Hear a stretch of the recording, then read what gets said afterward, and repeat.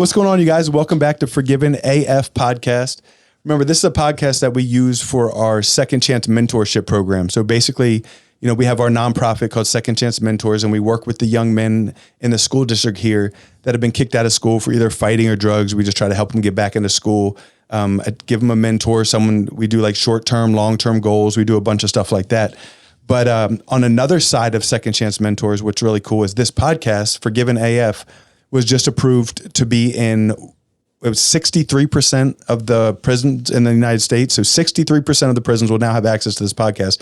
It's like 1.1 million inmates. And the cool thing about, I think one of the reasons that they approved us is because our content has already been about, fatherhood, mentorship, second chance, overcoming addictions, things like that. So it kind of just already naturally just kind of fit in with, things that would help an inmate, things that would have helped me when I got out of prison and things like that. So we're super excited about that opportunity. I woke up this morning to a request. I need to get a thing to fix this stand. I woke up this morning to a request from a random inmate in a prison that had watched the podcast. So I know it's live in there, so it's pretty cool. And if you're watching, man, we're super excited that you're here. We're super excited that you found this page or found this channel, whatever you call it. And hopefully we can provide value for you. I'm going to start putting together, we have a PO box. So if you guys want to write us, and we'll do our best to write back, or, whatever we can do to help there. But I guess that's enough about my rambling. Today's show. So I'm super excited about this episode. And this is Chase Bergner. And I've actually followed Chase for, it's got to be 8 or 9 years. I came across him following a guy named Josh Wise, who we were just talking is someone that I really respect and look up to. I've asked him a couple of times to come on the show. So I'm still working on that. And he said he would, but he runs 100 miles an hour. So it's probably just trying to catch up to him. So if you're watching this, Josh, hopefully Chase will get you to watch this, and then you'll realize that it's your turn next. Okay. But, Chase, first of all, thank you for being here, man. Thanks for having me. Yeah. Super excited about this conversation. I don't know if I'm gonna have to hold this or not, because this thing's this mic stand's falling on me. I need to get a tiny Allen wrench to fix it. But anyways, Chase, if you could we could just start off, if you could kind of explain where you're from, your upbringing, just the basics. Yeah. So I was actually born and raised here in Arlington, Texas. So I've lived here my whole life. Oh, that's cool. So I grew up in a house. I had a mom and a dad, and I remember everything being really good until I was about 6 or 7 years old. And I came home one day. A friend of mine's mom was dropping me off, and there was 5, 6 police cars at my house. Oh, that's not good. And I was like, what's going on? Yeah. I'm a kid. I have no idea what's going on. And I remember my friend's mom said, hey, we need to go back home. And I'm like, I just don't know what's happening. And I remember getting my dad to come pick me up later that day. And he said my mom was sick and we were going to go visit her in a hospital. So we went to this hospital, and it was weird because I don't remember a hospital as being this small. And we pull up, and she's outside smoking a cigarette. And in my head, I'm thinking I thought my mom was sick. And I come to find out she tried to kill herself that day. Yeah. And she was in, I guess, Millwood is what it's called. The mental facility. Facility. So my mom and dad shortly got a divorce right after that. That would be hard to... Yeah, and I'm 6 or 7. And it was funny because at this exact time, my mom let me watch some stupid show on ABC about alien abductions. And so, dude, I thought I was about to get abducted by aliens every night. And so when they split up, this is a trauma that I faced, dude. It got so bad. And so when they split up, I was so concerned that I was going to get abducted by aliens. But really, when I look back, it was the trauma of having my family split up. Yeah. And how old were you? I was 6 or 7. That's and that's a hard age too. And I didn't understand. And so we moved into my grandparents, which was probably 2 miles away. And my mom was kind of gone after that. And we moved in there. And I remember the first night, me and my sister slept in the same bed. And I remember she was like, Chase, she's 5 years older than me. So she had an understanding of what was going on. Yeah. So she's like, everything's going to be okay. I'm going to take care of you. I'm here for you. And she's like, it's all good. And I'm like, I just don't want to get abducted by aliens. You remember dude, yes. It got so bad. So when we lived at my grandparents, they finally expanded their house, and my sister got a room upstairs and I stayed downstairs. And my sister was 17, 16 at the time. So she's starting to, party, and she's not home as much. Yeah. So I'm there by myself. And she she was gone quite a bit, and my dad wouldn't let me sleep with him. He was like, "No, you're a grown-up boy. You're not sleeping with me." And I'm like, "Dad, so these you're really aliens." Scared about that. Yes, dude, it got so bad that at nighttime at 6 p.m., 7 p.m., when it started getting dark, I would get severe anxiety. And then when I went to go to sleep, I remember sweating in my bed. I was like, these aliens are about to come get me. Like, God, don't let these aliens come get me. And I would sneak under my dad's bed and sleep under his bed. That's how scared I was. So I developed this severe anxiety at a young age, and it's followed me ever since. And it comes at the same time every day. So, it's more in the evening? Yeah, it's more in the evening. And it's the more that I learn about muscle, trauma gets trapped in the body. And it's like, they've done all these studies with these Vietnam vets. I mean, even with people who are in prison, they all have trauma, and a lot of it can be released through the body and like stretching out the muscles and getting the fascia opened up, which is fascinating. That's pretty cool. There's a book called The Body Keeps Score that talks about that.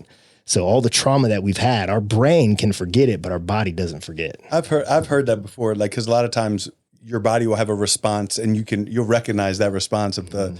And then you start trying to dig into what it's coming from.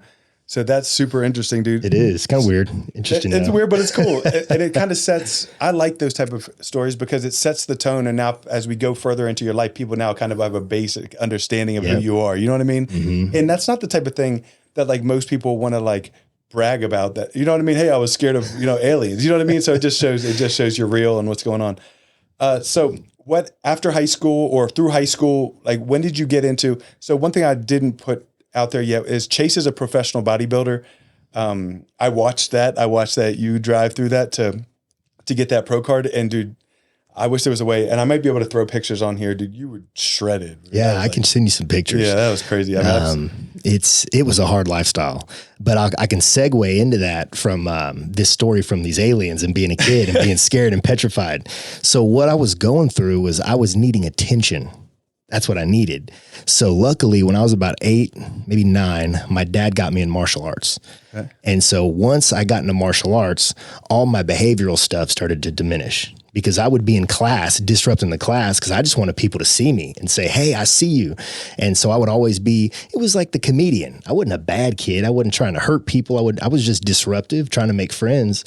And it was that attention. I wasn't getting it from my mom. My dad was always traveling. God bless him. He made a great life for me growing up, but he wasn't there a lot.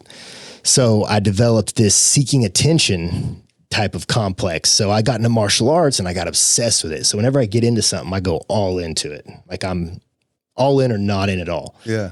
So once I got that structure set up, I did really well. School grades were better. I was always in OCS, ISS all the time. That started to get a little bit better. And I worked my way up all the way to black belt.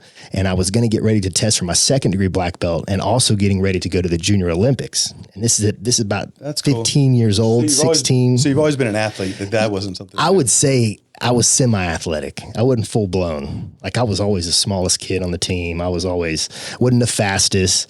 I didn't have that much courage and heart at that time because the past had really defined me. It made me just fearful of everything.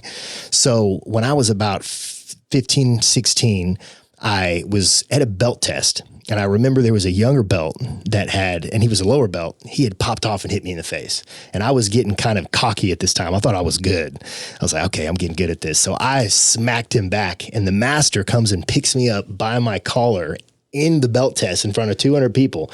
And he's like, you're a black belt. You're supposed to show respect. That's not how you behave. And he put me down, and I walked out and quit martial arts. And then, my life just began to spiral downward. I started hanging out with the wrong kids. I was experimenting with drugs and alcohol. I was fighting, and I wasn't even fighting because I wanted to fight. I was fighting because all my friends were telling me to fight, and I wanted attention. I wanted to impress my friends.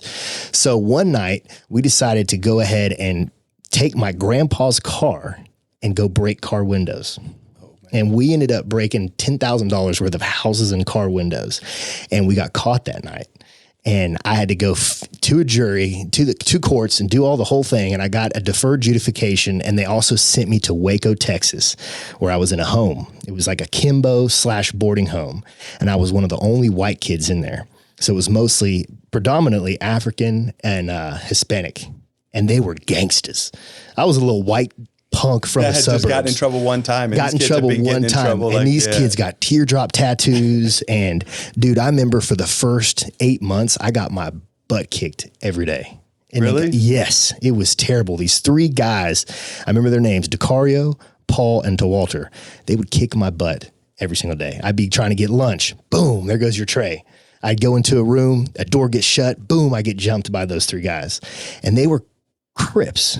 And there was this Hispanic guy named Daniel Hernandez in there, and he was a blood, and he was a thug.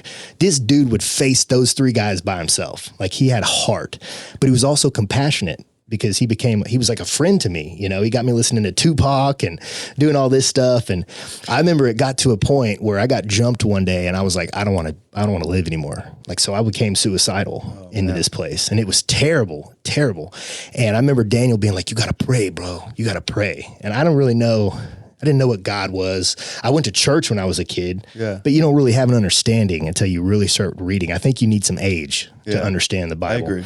And, I remember getting on my knees and crying. I was like, God, get me out of this place. Give me a miracle. If you're real, show me you're real.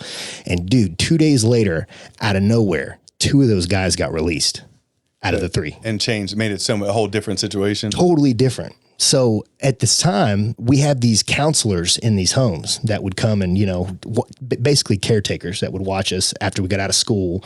They would be there in the home and they'd do shifts. Yeah. And there was a guy named Dwayne Sims who was in there who just had a liking to me. He's this black guy, most positive dude you could ever meet. You see him, he's like, what's up, baby? What's going on? He's just positive, you know, and he had a liking to me, and he started playing ping pong, and he got me pretty good at ping pong. He's like, man, your brain works fast, kid. Like, you're getting really good at this really quick. And one day, a lot of these counselors were rappers, because I don't know if you've been to Waco.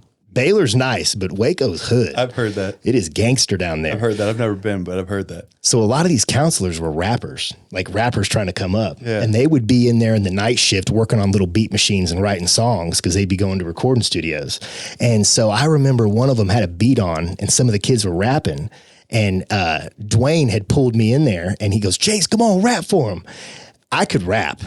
I could like rap decently, pretty well, like enough to where people were like, oh my gosh. That's funny. Yes. So I rapped for the first time and these kids were like, this kid's cool. So then I was able to get friends after that because I rapped. But interesting story about Dwayne. Dwayne was selling crack in the 80s.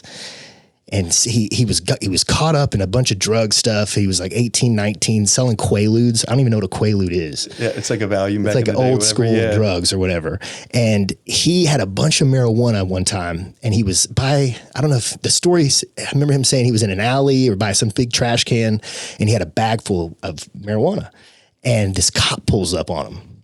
And he's like, I'm about to go to jail. And he said a prayer. He said, God, if you get me out of this, I'll change my life. So the cop pulls up on him and says, what are you doing? What's going on? He's like, made up this story that he just got in this big fight with his brother and all of his stuff's in his bag. And the cop's like, well, hey, let me give you a ride to where you're going. So he starts sweating bullets. So he's got this weed on him, bag of weed, and he gets into this car. And by the grace of God, he does not get in trouble. That's crazy. And he gets dropped off.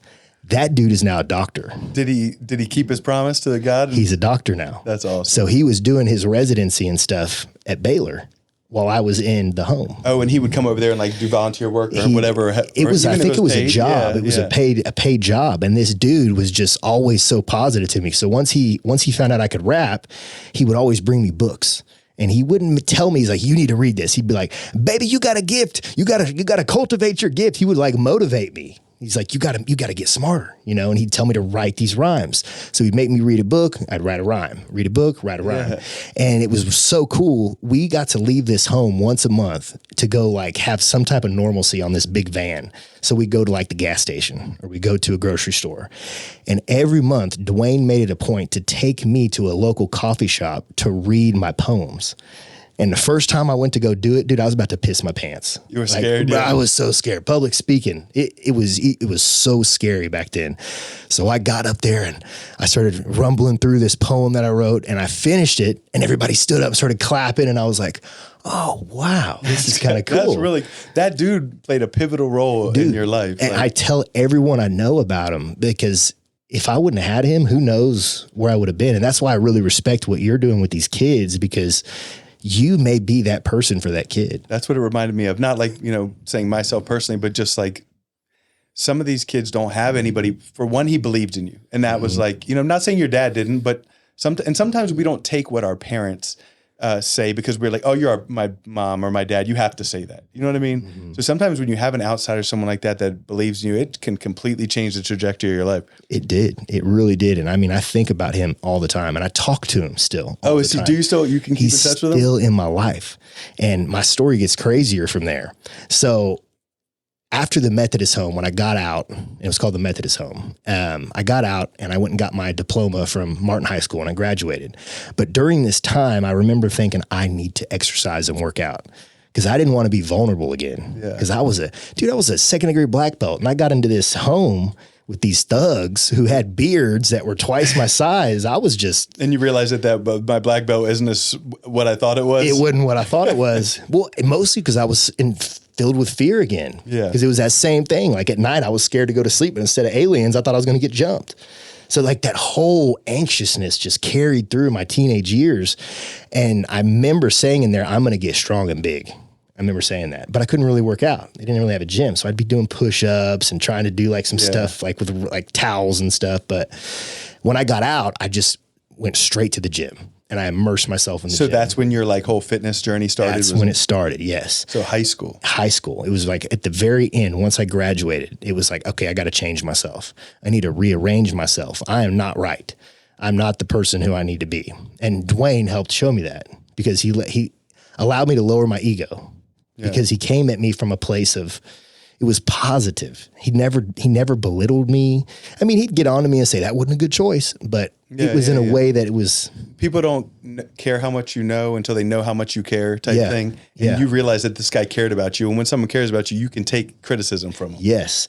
And so I remember getting into the gym. And what I did was I went and got a job at like LA Fitness, working the front desk.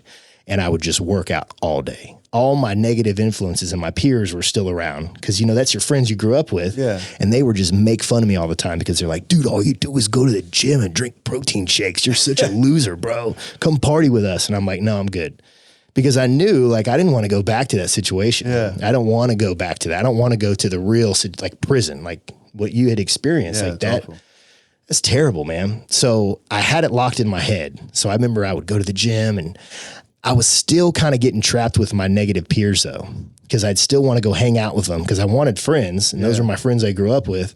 But every time I got with them, I was like, I don't want to be here. Yeah. I don't want to do this stuff. So I remember on a whim, a friend of mine who was battling drug addiction said, hey, my uncle has an apartment complex down in Galveston, Texas, and it's an efficiency apartment complex. He goes, I want to move. And I go, dude, I'll move with you.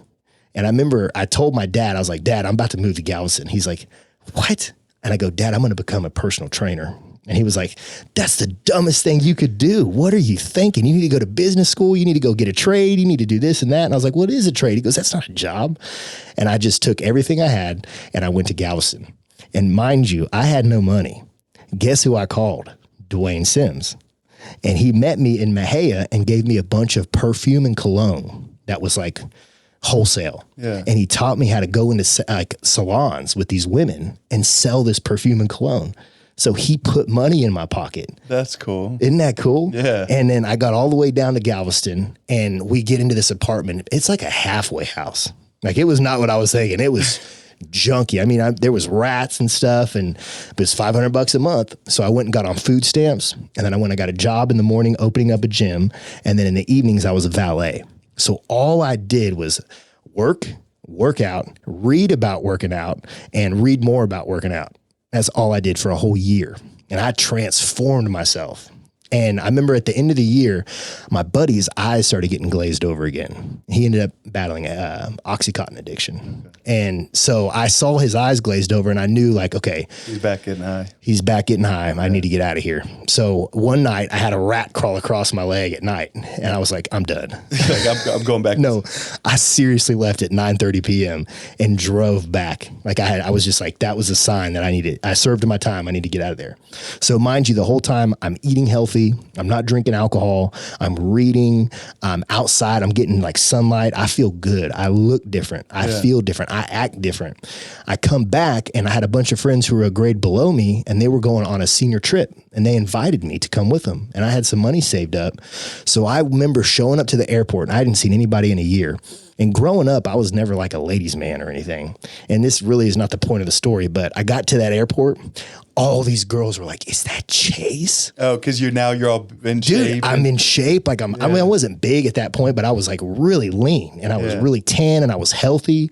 My mind was better. I could articulate words and form sentences better. And it was like I had all this attention. That's awesome. And in that moment, I realized like, I think I actually created something valuable. I can do this for other people.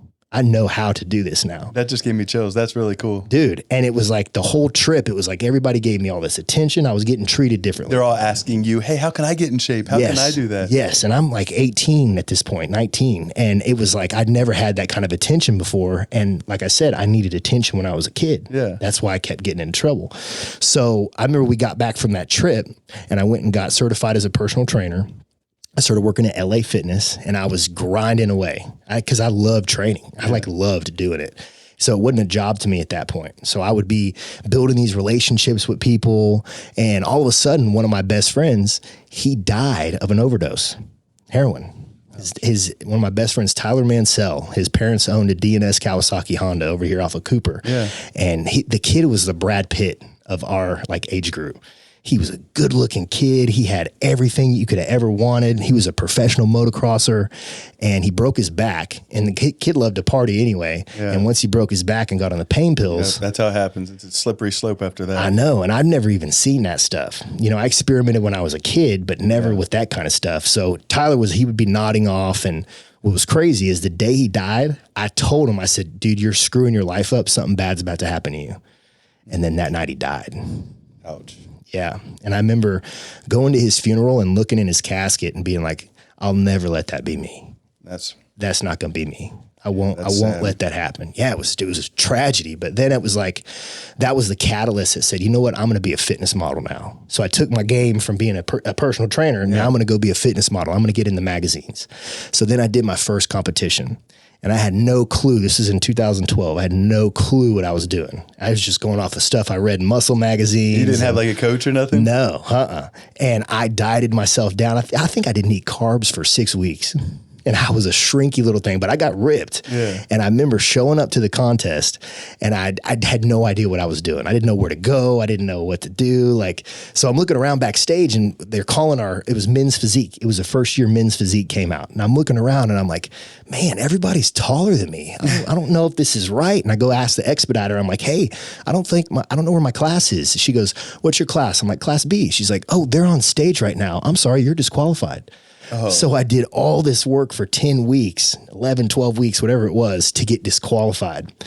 I was lost. I remember walking out of that auditorium and it was crazy because I looked up in the sky and all of a sudden it just starts pouring rain. And I had this tan on. Oh, so it's all streaking? Dude, it's all streaking down. I'm like, God, come on, man. Like, I'm trying to do good with my life. And I just remember, I don't think anybody talked to me. I didn't hear voices, but something told me, don't give up.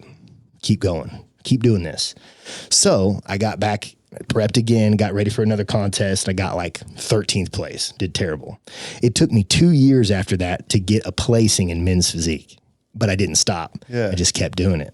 And as I'm doing this, I'm training myself and I'm training all these other people. And so I'm starting to build these relationships. So I went from LA Fitness, then I went to 24-hour fitness. And then me and Josh got in a fight at 24-hour fitness. And it's funny because we're such good friends, but we both had those big over the top, like just mannerisms and voice. And we just clashed a little bit back then. And I remember the manager gave us an ultimatum and I just left. And I went and got a job at this private gym called Velocity. I had a friend there who worked there. And what it was you were a private contractor. They did no marketing for you, but you got to keep 65% of everything you brought in. So what I did is I went and collected every phone number from every person I ever trained. And I called like 200 people. And I finally got like 5 people to come in. So I started building this little business. And as I'm building this business, I'm working on my body, I'm working on myself, I'm building up other people. And I had a lady who had come across, came across as a trainee with me, and she was like, Chase, you should open up your own gym. And I'm like, her name's Z. I'm like, Z, what are you talking about? I have no idea how to open up my own gym. She goes, no, you could do it. You could do it. You need to get a business plan. So I'm like, what's a business plan? And so I remember leaving there and I'm like researching online. I'm like, how do I write a business plan? This is back in Google days. Like there's no AI, like nothing. Yeah. We're talking 2013, 14. And I called one of the attorneys that I trained and I'm like, hey, David, can you help me write a business plan? And he's like, yeah. So he came over, we spent like 3 hours and I wrote this whole business plan out. And Z got me a meeting with her husband, and her family had owned a bunch of IHOPs. So that's they had capital. Yeah. And so I remember I had this really cool plan. I brought David with me to kind of talk for me, kind of like Moses and his brother, you know, because like I'm this kid, I don't know what I'm saying. I'm like, David, can you talk for me here? And I remember pitching it, and we looked at her husband, and her husband's like, kid, you got a lot of passion, but gyms are like restaurants. They're either a hit or a miss. It's way too much risk. I don't think I'm going to do it. I'm going to pass. So I was like, I knew I couldn't do this. I'm like, this isn't possible. So I remember I reached out to another person that I had trained that I knew had a lot of capital, and I presented them the plan. And they looked at it and they were like, well, maybe if we change some of these numbers around, we could maybe do something like this. So I was like, okay, well, that's There's better. At least some positive, yeah. That's some positivity. But I still didn't think it was going to happen. So finally, this third meeting, Z contacts me back again, and she says, hey, Chase, I may have one more person that's interested. And I was like, okay. And they go, they're going to meet you at IHOP at this time. So I go to IHOP. I bring David, my attorney, because I need him to talk for me because I'm a moron at that time. And we sit down, and in walks in her husband, who had already said no. After him walks in this old Indian man, like 80 years old, like kind of shaking and walking. He's probably 5 foot tall. I'm like, who is this guy? And then after him walks in this kid who I just so happened to help out of the goodness of my heart at LA Fitness when I was a personal trainer there. Tell me that ain't God. And they're all together in their head? All together. And they're coming to meet me. Little did I know this older man was like the kingpin of IHOPs. Hassan Halaby, who is an angel. Honestly, the man is amazing. He's a fierce businessman, but he also has a big heart because he came from nothing. He came across overseas he told me he could rub 2 pennies between his hands. That's all he had. And he built this huge empire. That's impressive. Just off a grid. It is. And I love those kind of stories. Yeah. So I sat down and I pitched him this plan. And what's cool is his son, Mo, is there. And it vouched for you. I mean, this guy's a good trainer and he helped me. Yeah. Yes. And he vouched for me. And dude, at that moment in time, at like 24 years old, I got handed $500,000. That's so crazy. I look back, I'm like, oh, and they gave it to you up front. Just do it how you like, not like here's a drip for money. No, they did a drip, but it was just the whole amount. Yeah, like saying this is what you have approved for. Yes. And so I went in and we started building and doing all this stuff, and I'm doing the demo myself to try to save money. And it was like, how did I get here?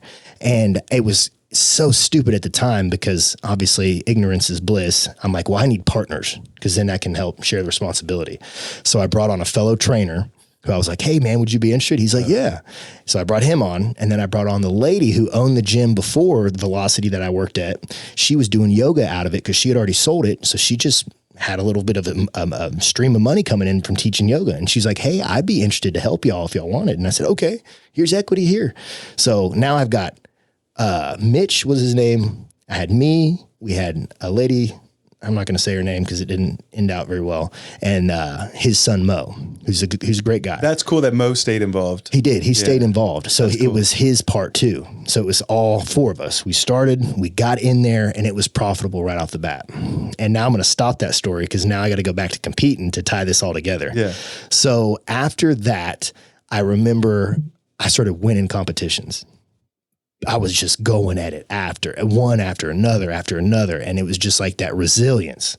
I remember getting first place. It was all men's physique, and I did really well. And I ended up going to nationals, and I found out like, okay, nationals is a whole nother ball game. These guys are massive. And so at that time I always had big legs.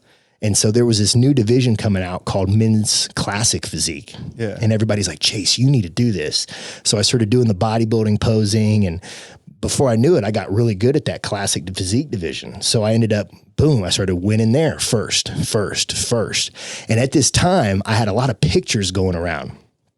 And it's funny because once my pictures were out, I got contacted by ABC.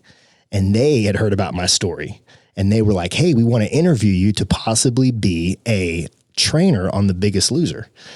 That's cool. So I went through like 5 to 6 telephone interviews, and they finally said, hey, we're going to fly you up to New York, and you're going to meet with our director, Mark Pethebridge, and he's going to kind of walk you through the final interview process. And I was like, okay, great. So dude, I fly up there. I'm like, my life's about to change. This is amazing. The guy's son's name was Tyler. And I'm like, I'm a believer. So I'm thinking like, well, Tyler was my best friend's name. This is God. This is another thing he's giving me because I'm doing the right thing. I get up there, and all of a sudden I walk out, and there's a taxi cab to pick me up. And I'm like, wait a minute, ABC, wouldn't they have like a limo? So I'm like, okay, red flag. Something's not right here. Why does this guy have a taxi cab? So I get in with this director. Mind you, nothing is weird at this point. Everything's normal. He's talking about the show. He's talking about what he likes about my story. He's talking about what they're looking for.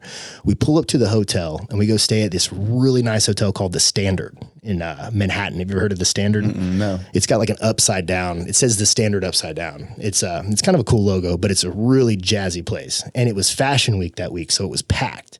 So when we get to the counter, they're like, you have one room. Boom, second red flag. I'm like, shouldn't I get my own room? And I'm going to share a room with this guy? I don't know. This is weird.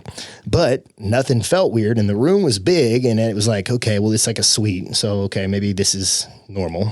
And that night, he took me to a Broadway show. We're going through the show. I'm looking, and I've never seen a Broadway show. I'm enamored, dude, by New York. Yeah. It's just amazing. I'm like, oh my, the lights. And I'm like, oh my gosh, am I going to live here? Still kind of weirded out by these red flags, but the gold carrot took the place of that anxiety. For sure. That would be a problem. Yeah. So we get done. We go back to the hotel, and I go to my bed, and I go to sleep. Everything's normal, nothing weird. And the next morning, he's like, okay, today we're going to do your interview at a gym called Dave Barton's Gym, which was in Manhattan, which I don't know if you have ever seen this gym. It's immaculate. So if you look at the gym I own now, it's kind of modeled after the look that they had out there. That's where I got the idea from, because I'd never been in a place like that. It was this old church that had all these stained glass windows. And like Donald Trump worked out here, I think. I don't know. I hear he didn't work out, but apparently he did cardio there. A bunch of the models were there. And we walked in, and everybody's greeting this guy like, hey, Mr. Petherbridge. Like, they all know who he is. So he legitimately is somebody important. And he's telling them, this is my guy. I'm interviewing for the show. We're going to do our interview over here. That's okay. And they're like, yes, sir. Let us know if you need anything. So, dude, we go to do this interview, and I put this dude through the training session of a lifetime. Like, I'm yelling on top of I'm doing a Josh Wise times 10 at this point. Gave the training session of a lifetime. I get done. He's like, you're my guy. You're the guy I need to do this show. And I'm like, oh my gosh. And I'm like shocked. So we leave there, and we're walking down the streets of Manhattan, and I remember seeing the St. Paul Cathedral. Mind you, I'm a believer. So I'm like, hey, sir, Mark, do you mind if we go in here and I go pray with you? And he was like, okay. I think he was an atheist. I don't know. But he said, okay. So we walk in, and dude, there's all these candles everywhere. And I would go up to this altar, and I say, can I have your hands? And I start praying with this dude. I'm telling you, I had a voice in my head that said, run for your life. It was the anxiousness that I felt when I was a kid. Yeah, you're like, I knew something was off. So we got out of there, and that kind of dissipated. And I was like, okay, maybe it's just my anxiety getting to me. So during this whole time, he's been getting these phone calls from this guy, and he says it's his business partner. And he keeps telling me that my story reminds him a lot of his business partner's story. And he's like, you know who my business partner is. He kept alluding like it was like some famous guy. And he's like, I can't tell you. And he kept getting these calls, and he was kind of talking like he was the superior to this guy.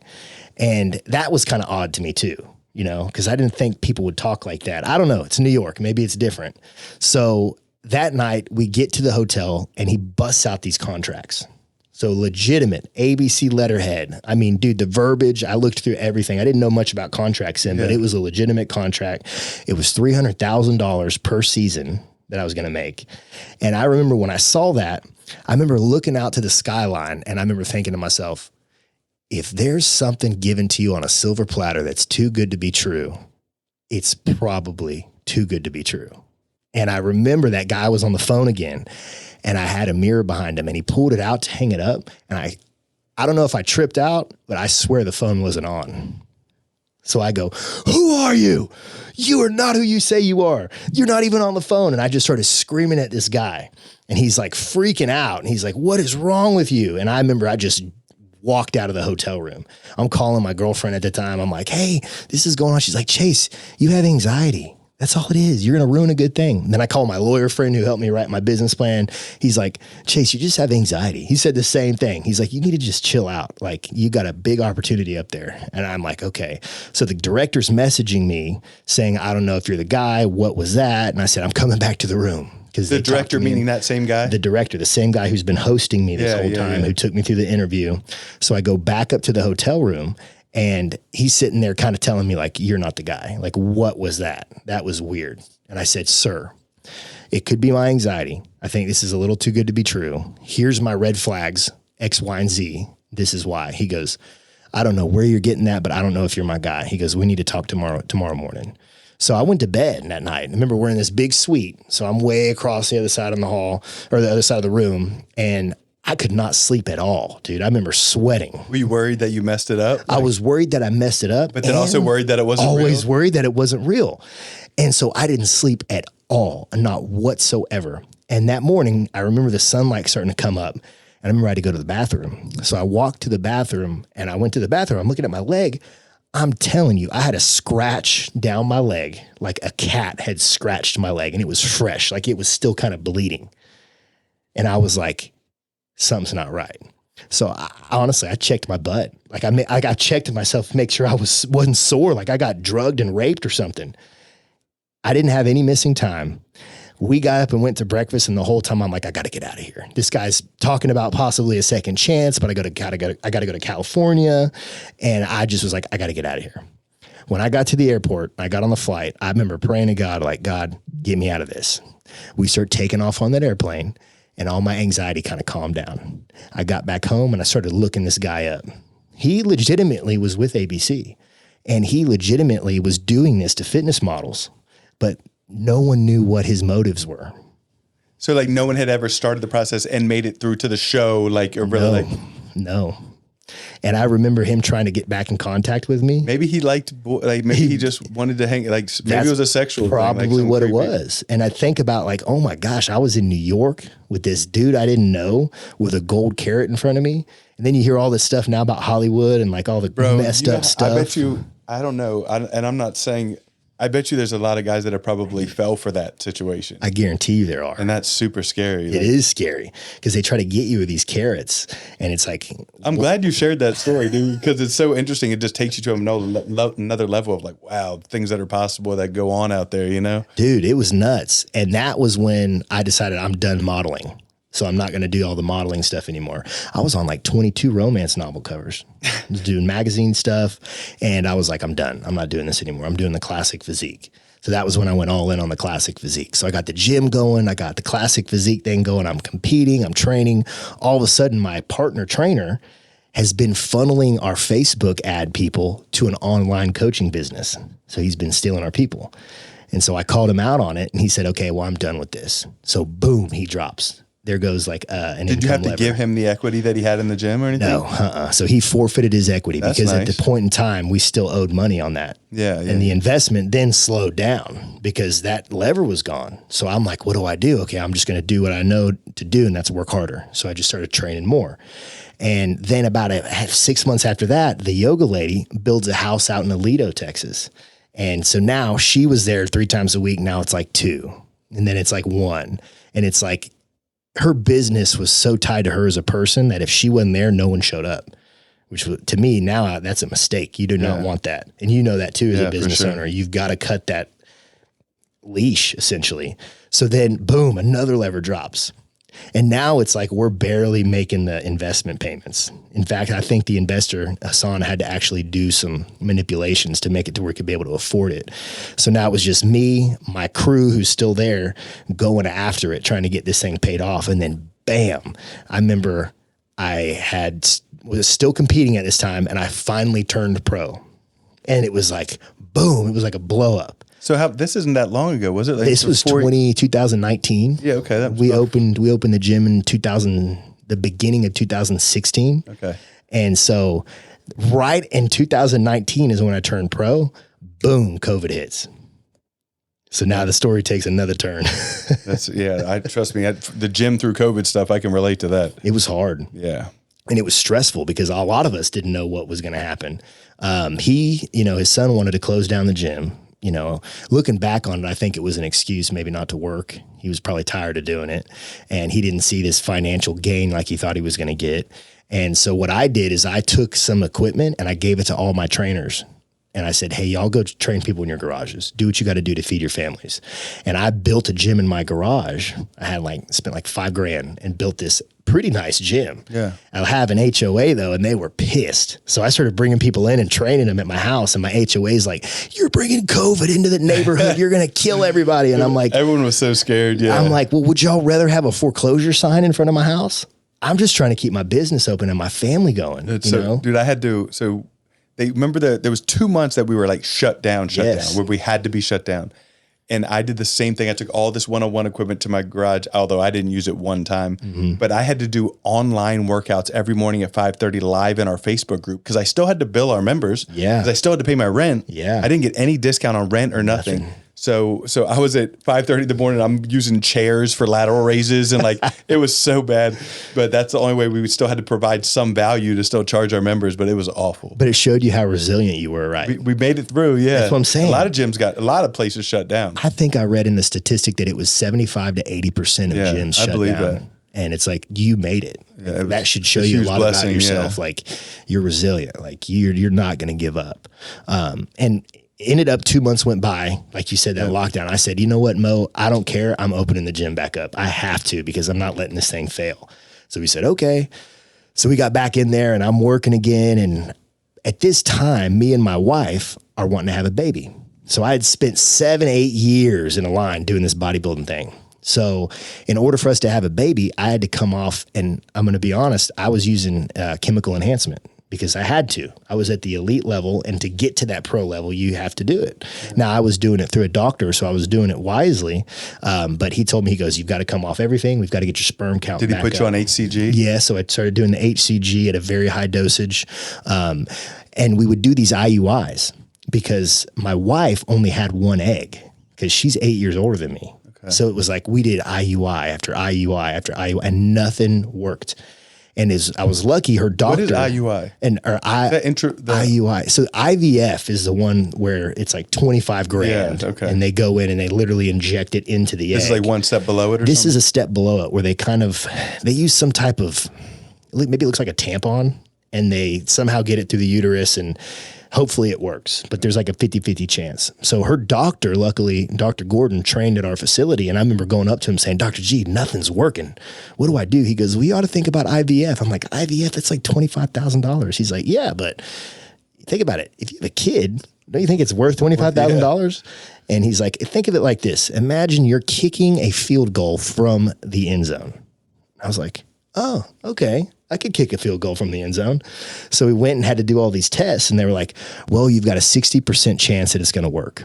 And I'm like, well, if I don't try, I'm going to, do you pay the $25,000, and if it doesn't work, you lost your $25,000, or do you get like a couple attempts? You lose it all. And we didn't pay. I didn't have that much money up front. Like we had to let you finance it or something. They let you finance it. So we financed it and we did it. And by the grace of God, we had a baby girl. That's awesome. And so end of 2020, she's given birth. No, she got pregnant at the end of 2020. And once she got pregnant, then it was like, okay, I got to bodybuild again. Because remember, you got right back on it. My identity was bodybuilding. That's good. Because that was what I thought gave me the success that I had, the little bit of success I'd had.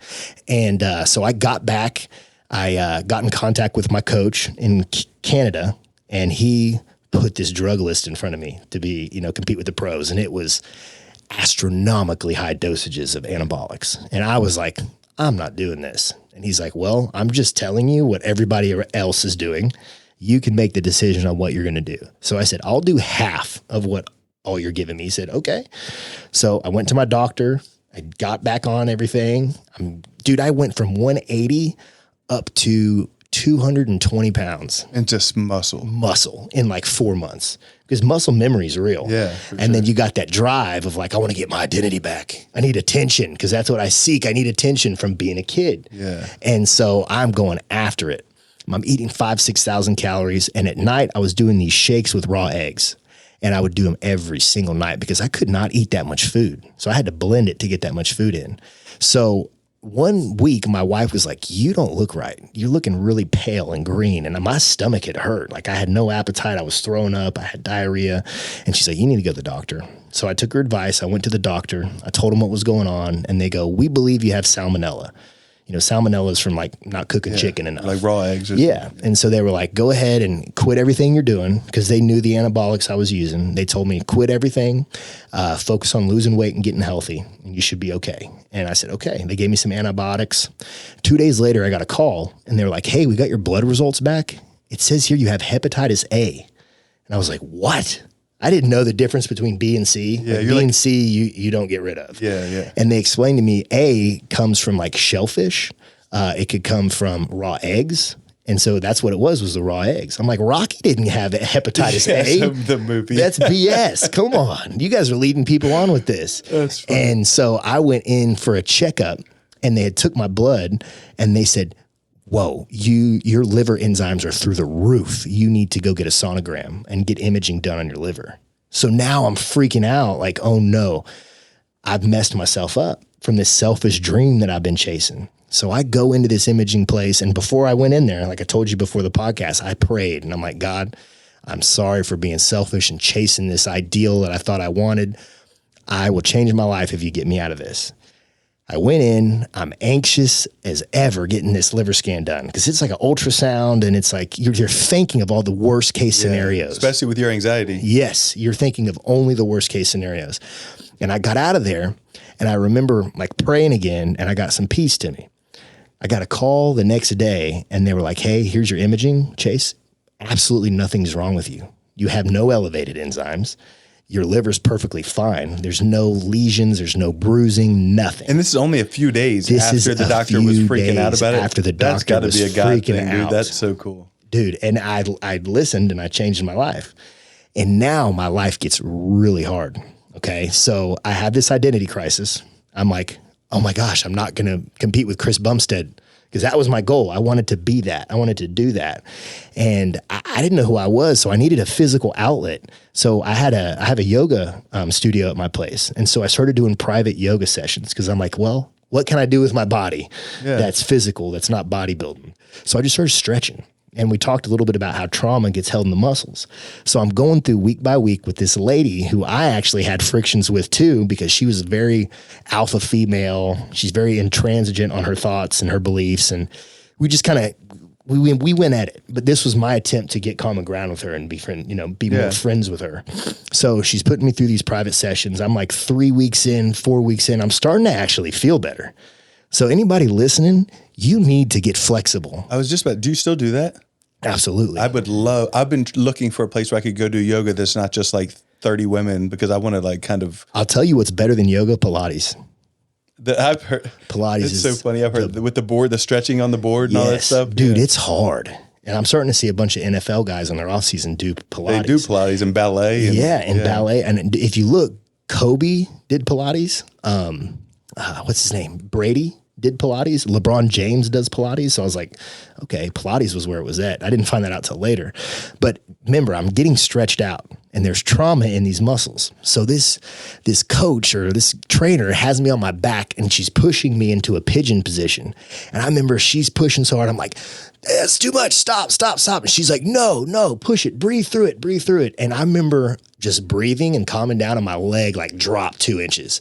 And I swear, bro, I had the urge to just burst out crying. And this is a thing. Look it up. It's especially in pigeon, because we get the trauma. It's held in our hips.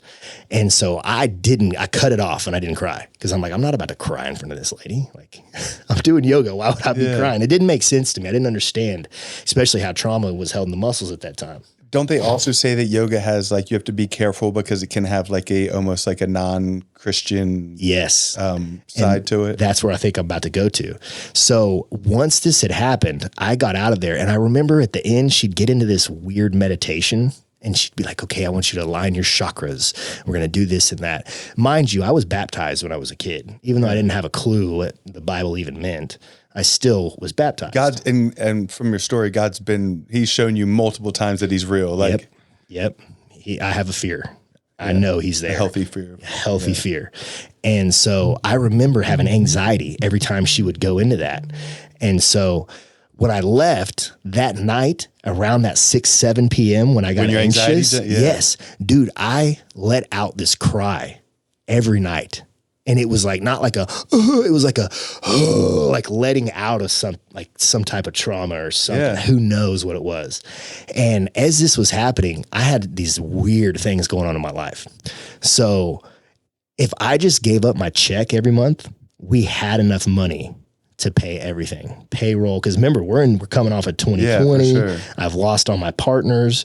And to tell you, to backtrack a little bit, at the end of 2020, going into 21, we had pulled out the P&Ls, and I'd looked into all the statements, and nothing against my partner, but if he would have paid attention to the memberships, we would have paid off the rest of the loan. So when I called that out, he says, I'm done. I'm quitting too.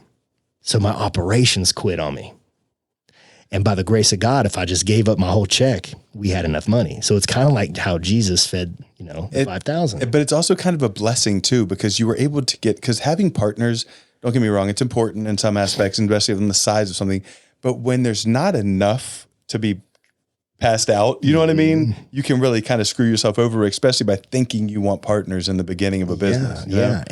But I was dumb. I didn't understand that. I didn't even know how business worked when I was 24. Looking back on it, I wish I would have known that. So I'm working all day long. I mean, I remember 16, 17 hour days. It was crazy the amount of money I was making as a trainer. And somehow, like I said, we could pay the bills. And I remember being outside one night in the back, taking the trash out, looking up to the sky. It started raining just like it did at the contest. And I remember hearing that same voice in my head that said, don't give up. Keep going down this path. I know it's uncomfortable, but you're where you need to be. Yeah. Continue this. So I continued it. Now we're back in, stretching. And remember, I'm the only one there, pretty much the only owner. I still owe on this investment quite a bit of money. And at this time, I'm like, okay, I think I need to stay away from yoga because there was something weird going on. But I kept going, but I would tell her, hey, I don't want to do the whole meditation at the end. Just let me stretch. Yeah. So she continued stretching me out. And at this time, Dwayne Sims reached out to me. Remember that guy from Waco? Yeah, your mentor from Waco. And he says, hey, I want to come see your gym. I'm in Arlington. And I was like, okay, great. So I remember him coming into the gym. He walked in, big hug.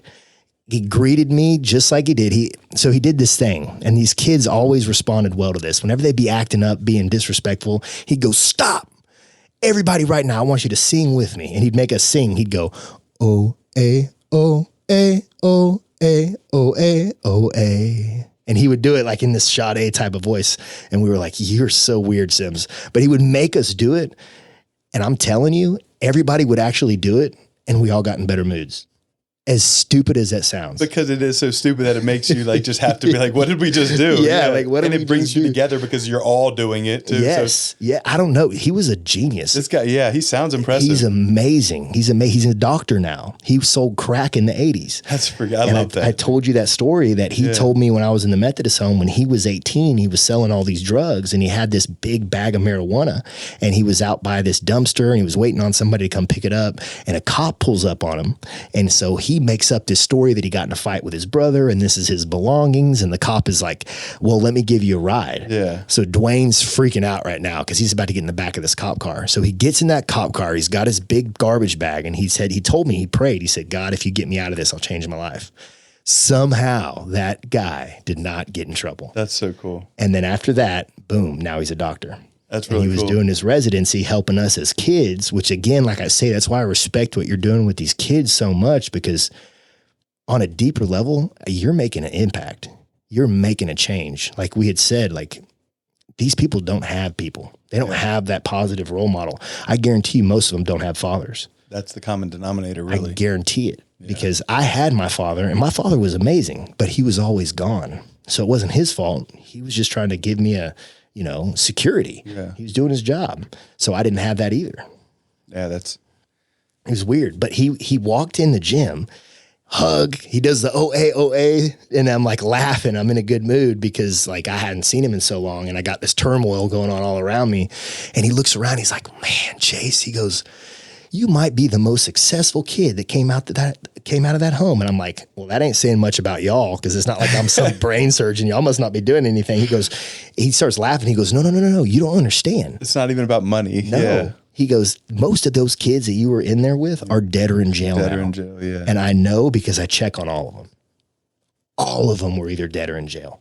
And I'm like, wow. And he's explaining to me, he's telling me like, Chase, I need you to come speak at the Methodist home. I want you to come tell these kids your story. Oh, that's freaking cool. So I was like, boom, maybe this is what I'm supposed to do. Maybe I'm supposed to share this story with kids.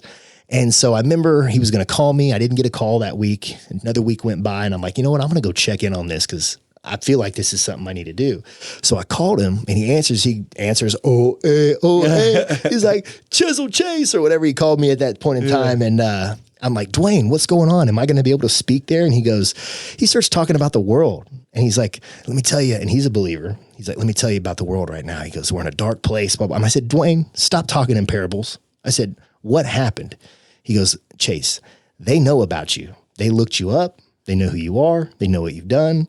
And he goes, I honestly believe they don't want you to come speak there. And I was like, why? Is it because I have tattoos? Is it because I was like the muscle guy and they think I'm on steroids or something? And he was like, no. He goes, I think they don't want you to come talk because if you did come and talk, you could hear a pin drop in that room because those kids would listen to you. Heck yeah, that's because you were one of them too. Yes. But that seems so like what type of people are running these prisons? It's all systems of making money. They depend on those kids going to prison.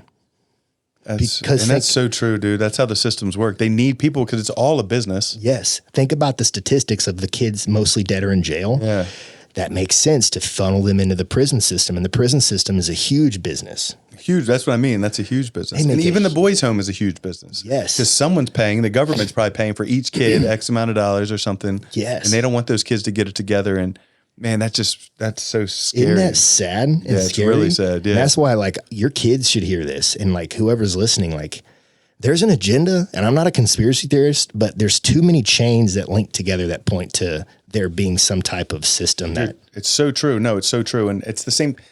That's why there hasn't been, it's getting better now, but there hasn't been a ton of reform efforts in prison. Like they basically, you eat, you can work out and that's it. Like in the classes and the courses that, they're not really doing anything to really help people get out. And when you get out of prison, you have nothing. There's because the recidivism rate is 85% go back to prison. 85. So there's just not really that much support afterwards. They put you on probation and say, don't do drugs, but then that's it. You know what I mean? They drug test you almost like they want you to fail and go back because it's money. It's a big money thing. It's all a business. And see, I didn't know that. Oh yeah. When Dwayne explained that to me, it made sense. And Dwayne is very intelligent, by the way. I make him sound like Clearly. He's goofy. No, you don't. I mean, he's smart. Yeah. He's like ADHD smart. Where it's like he's almost too smart. Yeah, he starts talking in parables, which is looking at it now. It's like, wow, he's really intelligent.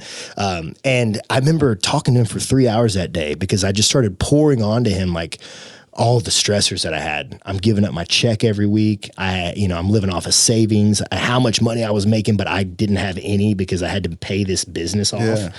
And we got through the end of the story, and I kind of told him the whole story of my childhood up until that point. And he goes, Chase, I got to tell you something now. He goes, I've never told you this, but when I saw you in that Methodist home, something inside of me said to develop you. He goes, you reminded me of David, King David. Yeah. And I was like, what? And he's like, Chase, I saw how fast your brain worked when you learned how to play ping pong.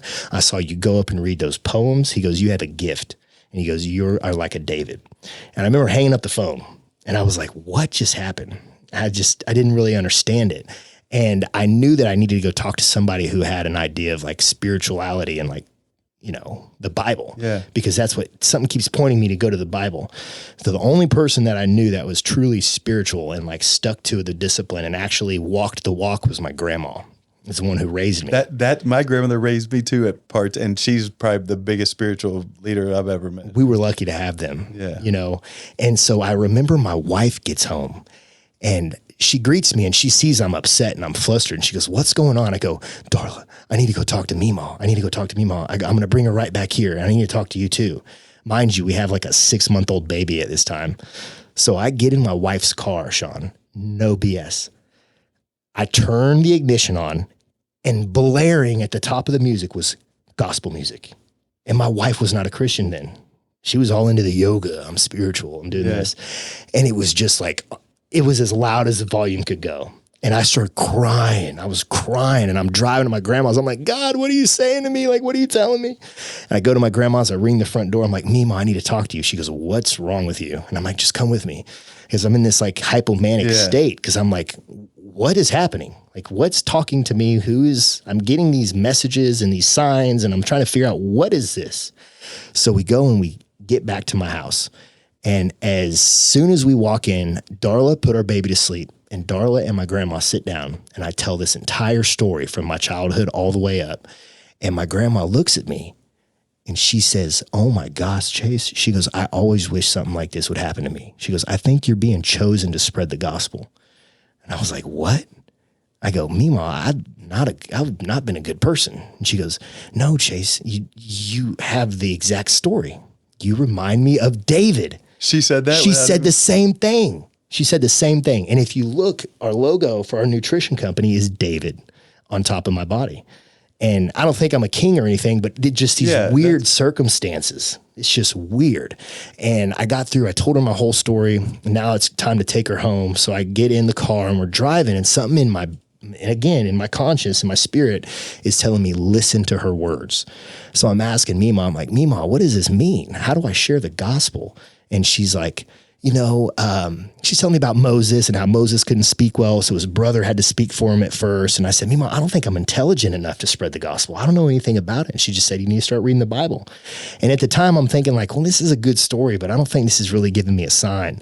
And so right when I'm about to let her out of the car, something comes over me and I just say, "Hey, Meemaw, thank you for being my mother." And I'm sorry. No, bro, that's freaking awesome. She looked at me and she said, "I'll never forgive your mother for abandoning you." And you're good, bro. Take your time. So all I heard was, "Forgive your mother. Forgive your mom." What does the Bible tell us? To forgive, right? 100%. And I hated my mom, hated her. And I remember driving home like, forgive my mother. Okay. So I get in, I walk in the door, and boom, my text message goes off. And it's one of my clients, Mary Hill. And she messages me this information about suppressing Christian information online. And I'm like, "Hey, Mary, why did you just send me this just now? I'm kind of going through something right now." And she goes like, "I don't know. I felt like sending it to you. Did you see the message I sent you last week?" And I was like, "No." I scrolled up, and it was this video of this Derek Prince guy who's like a pastor. And it was about like generational curses or something. So I get in there and I ask my wife, I'm like, "Darla, will you come watch this video with me? I think I'm supposed to watch this." So she sits down and we sit in our bed and we're sitting upright watching this video. And about 5 minutes into it, I remember whispering, and I said it to where my wife could hear it. I said, "My mom." Everything he was saying described my mom. Shawn, again, on the Bible, when I said my mom, my bathroom doors go pop and opened up. 2 double doors just popped and opened. My wife was kind of freaked out and stunned, and she'll attest to all this. I remember freaking out. I've never seen ghosts. I'd never heard voices except for my kind of, I think it's my like intuition, right? I've never been schizophrenic. I grab my wife's hands. I'm like, "We need to pray." And I get on my knees and I'm like, "God, what are you trying to tell me? What are you saying to me?" And I remember looking at my wife and thinking like, I can't trust my wife. I can't trust my wife. So I told her, I said, "I think we need a divorce." And I'm telling you, I'm so hypomanic at this point. I've got, my emotions are so up and down. I think she's cheating on me. Just the most awful thoughts in my head. And she just crumbles. And it like broke my heart to see her that way. So I remember I said, no, Darla, I don't mean this. Like, I don't know what's happening to me. Let's just finish this video. I'm sorry. So we sit back down and we finish this video. And at the end of the video, it says, you need to go around your house and remove any occult symbolism that's around your house. And I'm like, okay, I got to look that up because I don't know what that means. Yeah, but it gave this prayer and it talked about proclaiming the name of Jesus and the blood of Jesus over your life. And I wrote this prayer down verbatim. Like, and it was decently long. If I had a notebook, you know, it would be a page and a back. That's how long the prayer was. And I wrote it all down. I lit a candle and I didn't make my wife, but my wife said this prayer with me. I said it. And as we got done, I thought I was about to start floating, or I thought like something was going to happen. Cause like all these things have been going on, nothing happened. And I'm like, okay, now I need to go figure out what occult symbolism is. So I look it up. I'm looking it up. I'm seeing, okay, we had a zodiac calendar in our dryer room. Okay, so it's things that have to do with that aren't, Yeah, that aren't Christian, you know, things that are against Christianity. So I go and I look at this calendar and I'm like, okay, let's trash that. So I go and I throw it in the trash and I couldn't find anything else in the house. I go to sleep that night. And mind you, leading up to this, I'd been sweating at night, which was weird. And I had also been waking up every night at 3:33 at night. So I try to go to bed and I'm stuck back in my 6-year-old body again, scared of aliens. And like, now I'm thinking it's like demons and ghosts and what's watching me. I felt like eyes were watching me all around me. I was sweating profusely and I laid in bed all night long with my eyes open. Here's the thing. In that video, and I don't know if this video is true. I just know that this guy gave good information. Yeah. It said that if you have these symbols in your house, your children will have trouble sleeping. And we had an infant at the time. And let me tell you, we weren't sleeping. But Shawn, this was the first night my daughter slept the whole time. Night? That's crazy. Yes. So maybe a coincidence. I don't know. But too many things are stacking up here now. So the next day, my dad comes over. And I tell him this whole story. And by the way, I feel this sense of joy that I had not had in years. It was like something was different. I couldn't explain it. And I told my dad this whole story. And my dad looks at me, he's like, you might need to go talk to somebody. Like, he just didn't entertain it or anything. He just was, I hope you're okay, Chase. You need to figure things out. I'm like, well, that didn't really help, but who cares? I feel good. I hadn't slept at all. Yeah. And the next day I was going to train Mary again. So Mary was the one that sent me that message about them suppressing Christian information. I told Mary this whole story. We didn't even train the whole hour. I just told her the whole story. And she's like, oh my gosh, Chase, you got to talk to Maria. Maria has a spiritual gift. She can help you. And I'm like, Maria? I'm like, Maria Fisher? And this was a lady who I did martial arts with, because I did martial arts with Mary too when I was young. And that's how I knew all them. Yeah.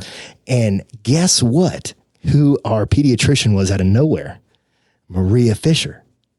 What? Yes. I could not make this story up if I tried. You can attest this. I have many witnesses that can attest to this. She was our pediatrician out of all the doctors in Arlington that I could have gone to. That's so crazy. Yes. Dude. So I was like, she's my daughter's doctor. It was just like I was connecting the dots, and I was like, I do need to meet her. So I asked if she would come and meet me at the gym, and Mary said she wouldn't come up there because we did yoga. Oh. So she was, you mentioned that earlier. Yeah. She firmly believes that yoga is a Hinduism belief, and it's a spiritual practice. So okay, she didn't want to be I need around to do more it. research on it. Yeah, I know, and it's really on opinion, because I've looked into it too. I've heard it both ways. I don't know who's right. I don't have enough wisdom to say you're right or you're wrong. I'm that smart now to where I know I don't know anything. That's when you get smart. That's when you get smart. And so I also texted my mom, because remember, the sign was forgive your mom. Forgive your mom. Yeah. She was hesitant to text me back. And then she was hesitant to meet me up, but I kept trying because I knew I had to forgive my mom. So I set an appointment that Monday to meet my mom at 9 a.m. at Starbucks up the street from my gym. And then at 10 a.m. I was going to go to Mary's house and talk to Maria. So I went and I met my mom. I unload fragmented pieces of this story. And she looks at me and she's like, who have you been talking to? Are you okay? And just went over her head, and I just grabbed her hands and I said, Mom, I love you. And I actually said it for the first time and meant it. And it went over her head, and I said, I forgive you. I did my part. It might have gone over her head and she didn't care. But still, it's about you. Forgiveness isn't about that person. It's about you. So I did that. I got in my car and I drove over to Mary's house, mile down the road. I pull up into the driveway, and something in my conscience tells me, you cannot tell a lie in this story. You need to unload every truth, everything. And I'm kind of like, okay. So I walk into Mary's house. In there is standing Maria. She's got this really big book in her hands. It's her husband, Brian, and Mary's husband, Paul. And we all walk into this sunroom, and Paul stays in the living room. And this sunroom, imagine we're in it right now. It's probably 3 times this size. Where me and you are sitting, there's a massive glass like window. It's beautiful. And then where you're sitting, Maria is over here next to you would be Mary. And then I'm sitting on the couch. And then over in this other corner is Maria's husband. And Maria says, you need to talk to me, don't you? And I was like, yes. And so she has this big book. She lays it down. She pulls out a notepad and she goes, tell me. And so I start and I proceed to tell her this whole story. I mean, there's so many pieces that I left out because I don't want to bore your viewers. But I told everything, all the times I messed up, I did the wrong thing. When I was upset, she was upset. If I was excited, she was excited. So it was like she was sharing this experience with me. And she's not a witch or anything. She's a doctor. But she's actually leaving her practice to go to seminary. So she's all her stuff is Christian based. She's Christian, dude. Yeah. She's just Christian. And I tell her my whole story. Like a prophet or something. I guess. I don't know. Who knows, man? Maybe she's more in tune with her spirit than we are. Because to find out, we all have gifts. For ssure. We definitely all have gifts if we will look for them and discern what they are. And I told her my whole story. I'm upset. I'm crying. I let it out. She looks at me and she goes, oh my God, Chase. She goes, you have a gift. And I'm like, I do? And then all of a sudden Mary goes, oh, look at that. And we all looked behind us and we looked back. And in this backyard, there was 5,000 birds on the ground. And Maria's hands start going like this. And I'm a little weirded out. Okay. I'm be honest with you. I was kind of scared. And Maria's shaking her hands like this. And she's like, 625. 625. And she opens up her Bible, boom, boom, boom, flips through pages. Matthew 625. Don't be anxious about your life, what you will eat or what you will drink. And you've lived your whole life with extreme anxiety. Is life not more than food? And is the body not more than clothing? Consider the birds of the air, how they not toil nor spin, yet your heavenly Father feeds them. Are you not of more value than they? That's so good. I just started crying, dude. And I was like shaking and I was freezing cold. And I remember saying, Maria, what's happening? And she goes, Chase, you have a gift. This is not your gift. This is God's gift. And he's given it to you to do 3 things. You need to spread the gospel with your talents. You need to help his people and you need to prepare. And I was like, what? And she said, I need you to lead us in prayer. And so, dude, we all locked hands and I started praying. I dropped my head and I started rhyming and praying. And I didn't speak in tongues. I just rhymed. Just kind of like you were back in the day. Like I was rapping, like I was freestyling in juvie. But it was like words that I didn't use. Like I said like trepidation. I was like, I didn't even know what trepidation meant until I read the Bible. It means fear. Yeah. Shackles of descent, like all these things. And I just kept going and every word was perfect. And I remember when I said amen and we pulled our heads up, dude, I was a different person. My ego was completely gone, obliterated, completely gone. I was nothing. I was a servant and I was freezing cold. It was so cold in there. And Maria says, you're not going to get messages from God. You need to read the Bible. That's how he's going to speak to you. I said, okay. That's so good. That's biblical too. And that's what I figured out because I've read the Bible 3 times. And I said, well, Maria, why have I been sweating every night? And she goes, Chase, that's the Holy Spirit. Like it's been trying to talk to you and show you what you need to do. And I'm like, well, why have I been waking up at 3:33? Isn't that like the devil's hour or something? She's like, no, that's the hour that Jesus walked on water to the boat. That's a spiritual hour. And when you wake up at that time, you need to jump in the Bible. I've heard that before. And I'd never heard that. And that's what she was telling me. I was thinking it was like the enemy, or whatever. Yeah. But she also told me, she goes, things are going to be very different now. And I just said, I think I told her I loved her. Like, you just changed my life. And then she gives me a list. Okay. She has gifts. One thing, discernment. And she has another list that says, get rid of. You should have seen how long this list was. Was she writing this list, like listening to your story and stuff? Yes. So she wanted me to get rid of idolatry. She wanted me to get rid of abandonment. She wanted me to get rid of addiction. She wanted me to get rid of the spoken curse of Tyler Mansell, because I told him he was going to die that night. There was just another word that she said, love. There was something about like love links to people that you had premarital sex with. She said, you need to get rid of these. You need to get rid of, I had an Illuminati deal, because I had also a similar situation that we talked about in New York. I had that happen with music when I was like 20, kind of very similar out in Dallas. And so I had to get rid of all these things. And she said, once you can get rid of these things, you'll find the next step. And then God will be able to use you because you have all that stuff out of your life as well. Yes. Chase, I had no clue what we were going to get into in this podcast. I really hope I didn't bore you. I just am telling the truth. It's the freaking coolest story I've ever heard. Dude, I can't wait for people to hear this. It's more. There's more. It gets crazier. And I don't know what your time is like, but I mean, I can give you a little more because it got wild after that. How long ago is this? Where are we time-frame? So time-wise, this was in 2022 at the beginning. It was January 16th was the day that I saw Maria. And January 17th was the beginning of me getting in the Bible and reading it religiously in the mornings and spending an hour in prayer. And like, I would read the Bible, and it was cool because my grandma got me this 365 deal where you have an Old Testament, then you have a segment of the New Testament, then you have a Proverbs, and then you have a Psalm. And it's all put together with those four. It was really cool. And my grandma got me that. So I would just read that every morning. And it was wild because I was calm. I did not have anxiety at this period of my life. I was like, everything was good. And all these opportunities started coming to me. And I was like, man, I think I'm like the chosen one or something. But let me tell you, my life got way harder. It did not get easier. It got way harder. And so now I've got this sense. I want to hear more. So give us like the condensed version of the next couple of years. Okay? I'll give you just real condensed version because it changed. So I'm in the morning, every morning I'm reading this thing and I'm actually following the directions that it tells me. So I'm letting it speak to me, like instead of it speaking to David or Saul, whoever it was, I acted like it was talking to me. And so I started following directions and I started making moves based on the directions it was telling me, and moves started working. And I remember one night I couldn't sleep and I fell asleep. I didn't even get through the whole verse. I just fell asleep. And I thought I put my Bible back. Maybe I didn't, but I'm pretty sure I did.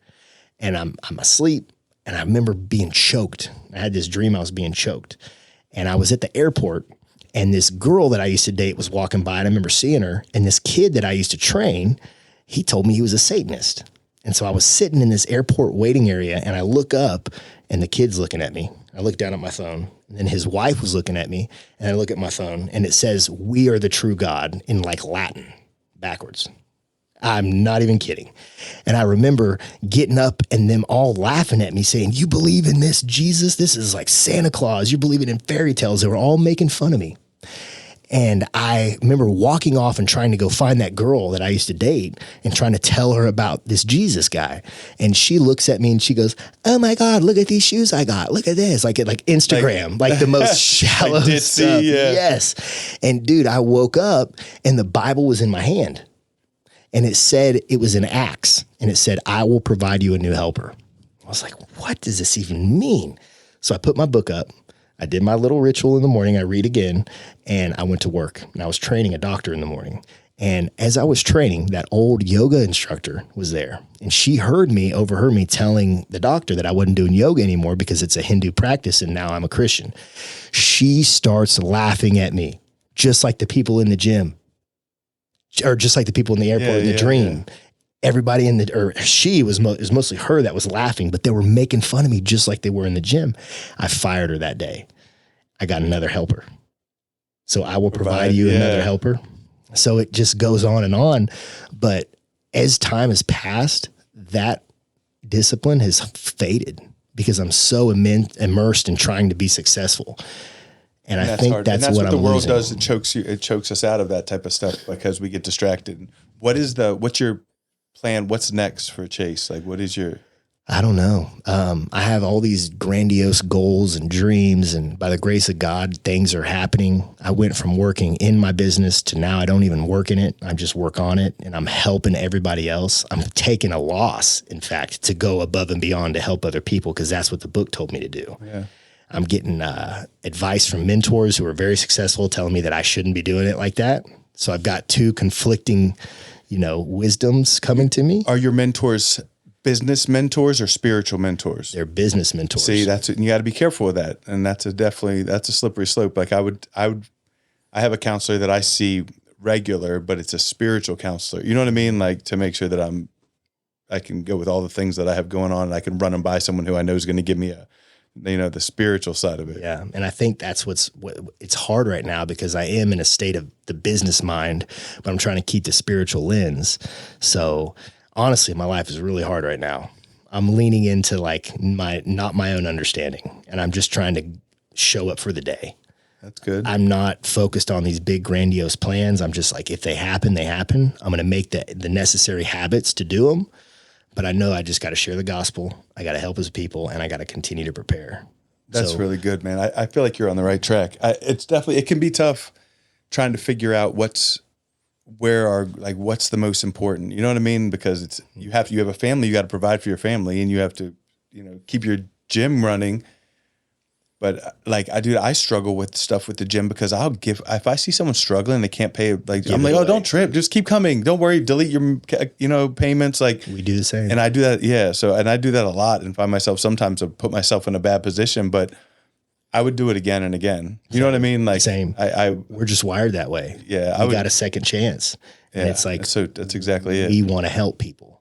So it's like, I think it's in the long run, it's going to help us. I think so too. And that's how I look at it. Like, okay, right now, if I help these people now, and what's going to happen, they're going to tell more people, and the more people are going to come. Like, I feel like in the long run, it'll pay off. How can my listeners, if they want to find you social media wise, like? Yeah. Let me give you, so my Instagram handle is Chisel Chase. My facility is The Momentum Fitness, and you can find us at themomentumfitness.com. And my nutrition company is livepothos.com. And just a quick touch on Pothos. So I was reading a biography about Alexander the Great, and they kept using this word Pothos. And I've heard of ethos, all the words. I was like, I never heard of Pothos. And I looked it up, and it was a term that means a desire to obtain something most think unobtainable to man. So that's what they referred to as Alexander the Great, because he was crazy. He thought he was the son of Zeus, and that's why he was able to do so much. But it didn't work out for him, because he died of alcoholism at 33. So I thought David embodied that more. And then all my stories with David, I was just like, Pothos, let's make David the figure. That's cool. And everyone has a Goliath. Give a quick, because I don't want to cut you out of this part. What is the nutrition? Yeah. So our nutrition company is Pothos. And what it is right now we have our Me Too products. We got our protein isolate, we got our pre-workout, we got our multivitamin. But a year ago, we got acquired by a pharmaceutical company based out of Southlake called Method Pharmaceuticals. And they came on as a partner. So now we're reformulating everything, and we're trying to figure out a product that is not out yet, because creatine's really hot right now. It's very competitive. Yeah. When you get into these like Ghost, these guys are spending $250,000 to $500,000 a month on marketing. Just marketing, yeah. Just marketing. It's very hard to compete with that. So we're trying to formulate a product that's not out to yet. Make yourself unique, how you can stand out. That makes sense. That's cool. I mean, we're doing well locally, but nationally is very challenging. Yeah, it's hard to get in. I've heard that. It's very hard.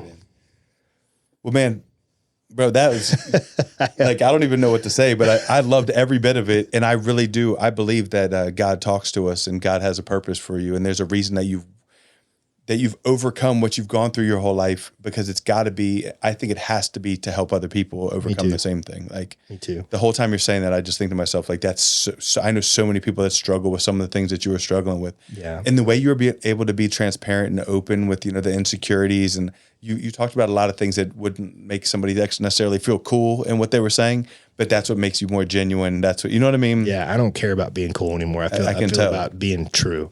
Yeah. And try to help people with my story, because I know they're struggling with the same things that I struggled with. Yeah.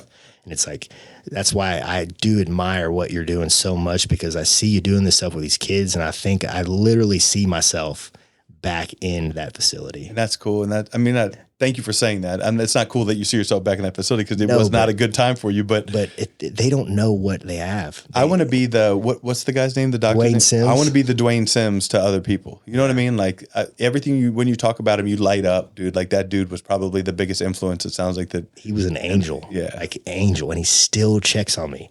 Oh, hold on! I can't let you off without this. If you could go back and give 16-year-old Chase like one piece of advice or something, like what would it be? Go to college. Get an education. Even though I feel like, as an entrepreneur, you can wing it, but there comes a point where you start dealing with a much higher level of intelligence as far as venture capitalists and understanding P&Ls and balance sheets and investments and interest rates and cap rate. You got to know all this stuff. And if you don't, you're going to sound stupid when you go into somebody that really knows what they're doing. So is it necessarily college or just get educated on this? Get educated. Yeah. I wish I would have gone to college because I think I missed out on the college experience. I was going through. Yeah, you were already. I was going through trying to be who I am. Yeah. But I will tell you, after that moment with Maria, I couldn't sit down and read a book, Shawn, for like my life couldn't depend on me sitting down and reading a book. I read 100 books in a year. And now I average 75 books a year. That's crazy. Since that time. So and with ADHD and able to sit down and read and something changed. Something changed. My whole perspective has changed.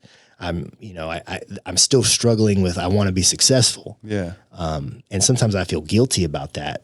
So I'm still trying to learn more too. And I think that God wants us to be successful. He wants us to be blessed. He wants the people of, his people to.